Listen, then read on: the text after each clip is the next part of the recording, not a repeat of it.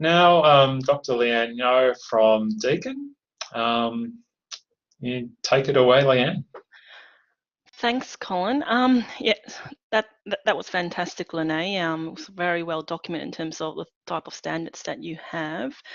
At Deakin, essentially, we've been offering distance education for quite some time, and we essentially all our units at Deakin have an online presence, a cloud presence at Deakin. Our Cloud Deakin is what we call our umbrella term to all our online learning environment and educational technologies that we have at Deakin. We've reviewed our minimum standards per se. I know others would prefer to call it quality indicators, etc. in the last year or so. Now, we don't have it really nicely documented and laid out like Leanne's work, which is fantastic. I think that's something that we could work towards on within Deakin. So essentially my role, I lead the Learning Innovations team within the Faculty of Business and Law. So we do have a central team within our university, Deakin Learning Futures, which Chia works in there as well. So we work very closely together on that. In terms of our minimum standards for our Cloud Deakin presence, it's very simple in terms of its layout. It's very bare minimum baseline, and it does focus on site design and navigation and layout. So I think Chia's just shared the link to our, I think, 1 or 2 page standards at the moment. And like I said, it does focus on our site structure and layout going forward. So it does look at, in terms of the type of goals, in terms of having information that we have there about assessment and feedback and unit guide information. We do focus on learning resources, having consistency, logical structure, the type of technical and study support information that's there. We also have another category on learning experiences in terms of how we interact and communicate with students. And obviously about the people, about the contact details of the unit teaching team, and looking at ways that we can engage our students in the cloud as well, using welcome videos. Now, what we don't have going forward, like what Leanne has, is obviously further down in terms of what it actually means essentially with all these standards. Now, this is an opportunity for us to go off and have a look at exemplars and giving examples and gathering that for our staff and students as well. So we have university level site minimum standards. Each of the faculties at the moment, especially within my Faculty of Business and Law, we contextualize the university minimum standards, and further to that, in our courses, or others may use the word program, we then contextualize that further for the actual program, making sure that we meet obviously the faculty and the university minimum standards going forward. So to give you an example, one of our learning experiences section where we've just updated for our faculty was that every single unit in our faculty had to offer a minimum 3 synchronous cloud-based session for cloud students. And for us, so my other role in the faculty, I'm one of the deputy course directors of the Bachelor of Commerce, which is our biggest program at Deakin. We've taken that further as well, and to allow all our 8 core units in our program to deliver live streamed classes, and also on top of that have weekly cloud-based sessions as well. So you can see that each of the courses going forward, they can contextualize it and have and add more to the minimum that is there as well. So essentially that's what it is, what we have. In terms of, I think what I would talk about more is about the process and the support mechanism that's in place. So with us, I'm happy to say that at Deakin, we have a really strong support approach to the way we provide teaching and learning support across the university. And with our minimum standards, we don't really like the word minimum standards, but when that was re-looked at a couple of years back, it wasn't really looking at really a top-down approach. It was a midway, halfway, bottom-up approach in a sense, and it was focused on continuous improvement and capacity building. We were looking at identifying areas, units, staff members, where there are areas where we can help them, support them, and enhance what they do. So that's the approach that we take along the way.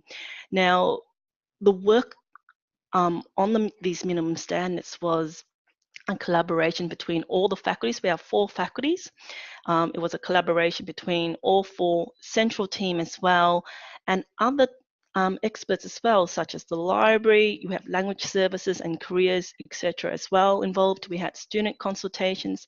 We also worked with departments. So it was quite a lengthy process in that. And I must admit that it's been quite positive, very positive. And what we find that anything in terms of introducing new standards or new technologies towards our approach, it's that scaffolded support that's really important. So yes, we had strong leadership. Yes, we had a lot of support from the ground as well.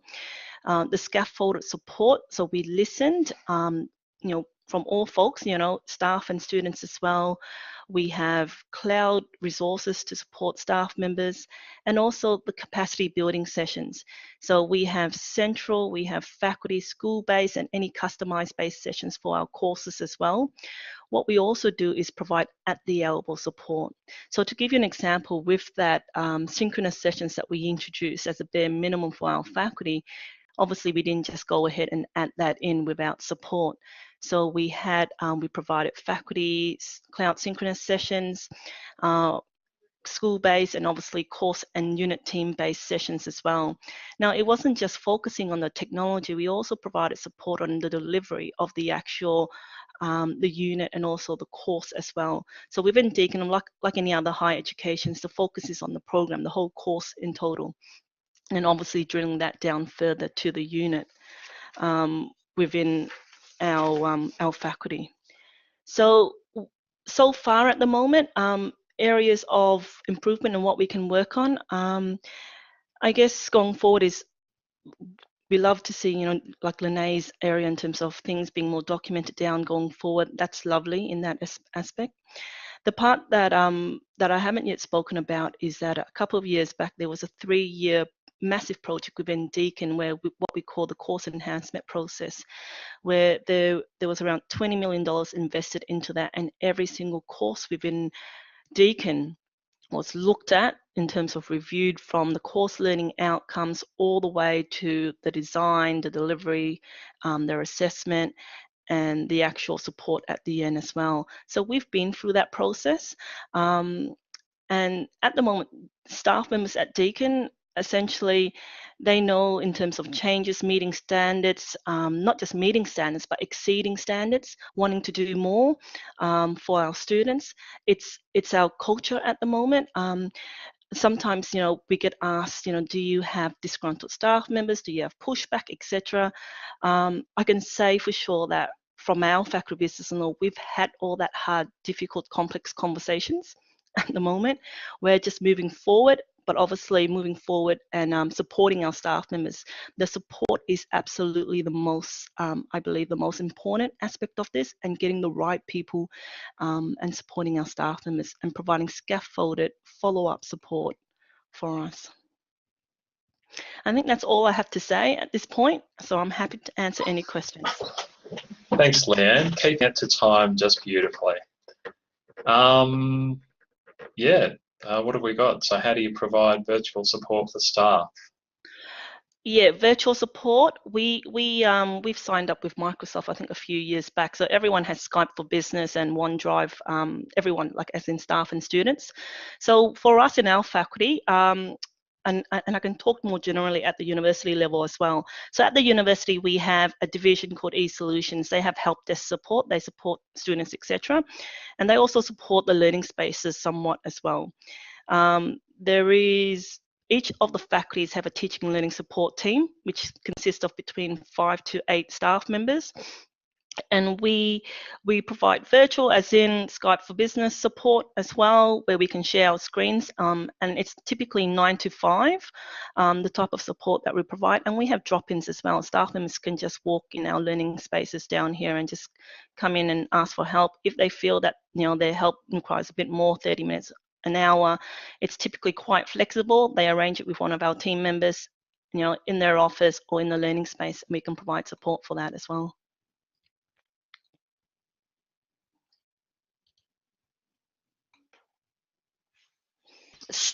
Hi, Leanne, thank you so much. Just a couple of other questions in here. Sue asks, who provided training for staff in OneDrive? I'm guessing she is asking which team, or, is it centrally supported? Yeah, look, I think at the moment, we are looking, the support for OneDrive at the moment, I think to answer that, a range of people can provide that support. So essentially, the documents and the actual documents, online documents, are written by our e-solutions, our the university's equivalent IT central team. But having said that, so there's the basic functions and features of OneDrive. But looking at how to actually use OneDrive as part of your teaching and enhancing the student learning, that's where the faculty teams can come in and also assist with that and work with units or course directors on that as well going forward. So you'll find that in the teaching learning support teams, you have a mix of academics and educational technologists who provide that support. Terrific. I might ask another one. It sounds like with such a large team that you really need that support across teams and maybe even high level support. How important do you think getting high level strategic sponsorship or strategic direction and some of that core infrastructure is in just being able to implement this kind of approach? Yeah, look, absolutely important. You need leadership. I'm happy to say that we have Bev Oliver. She's fabulous, and she's a people person as well. She's very understandable. Really easy in terms of receiving feedback and comments from everyone. She's very open, and we also have William Confineri, our CIO, who's I think won CIO of the Year worldwide just recently, twice I think. So I think with those two folks at Deakin, we're very lucky. William sorting out the infrastructure in place, Bev being very, future thinking in the education sector, and then obviously it goes all the way down to the faculties, the ADTLs, the Associate Deans of Teaching and Learning, and generally it's the culture, it's the the attitude of our staff members. I think that's really key, and like I mentioned earlier, in terms of within our faculty at least, and I'm pretty sure it's in the other 3 faculties, that the conversation of not wanting to move ahead with technology or trying out new things, that's yesterday. It's at the point, and I'll be honest, and I'll say it, and I've heard it many times, if you're not comfortable with that, given that all the support that we have, if you don't agree where our faculty is moving, where our Deakin's planning to go ahead with our strategic plans, then maybe Deakin's not the right place. I'm being honest with that, and we offer a lot of support compared to other universities. So we are very flexible, and the scaffolded support is really important. And generally, at the moment, I can say that within my faculty at least, and I'm sure with the other faculties, we're pretty happy with where we're going. That's just really refreshing to hear that kind of a top level attitude across the institution. Oh, absolutely. And they're really open. Our senior execs, they're very open to feedback and comments, and they act on that. And that's where I've written on these slides, it's not just a top-down approach. It's that meeting halfway, bottom up. This is what students want. This is students' feedback to us. They want something consistent, et cetera, along the way. Staff members at the same time. And I think with my role at the moment, I play multiple hats. So yes, I'm the deputy course director of our biggest program at Deakin, but I also teach as well, and I'm also a student, and plus I'm in academic development, so I have multiple hats on, so I can see all of that, and I can happily say that Deakin at the moment, we are supported, and with any introduction of new technologies, having the infrastructure there, making sure that it works well, and yes, at times it does fail, but providing staff members and students that there are reassurances of follow-up support, that there is a hand, 2 hands, 3 hands if you want, to hold them along the way, so from start to finish. So we don't just advise them, this is what you need to do with new technology, but we actually work with them from start all the way to the end as well. So that's what we provide. That's fantastic.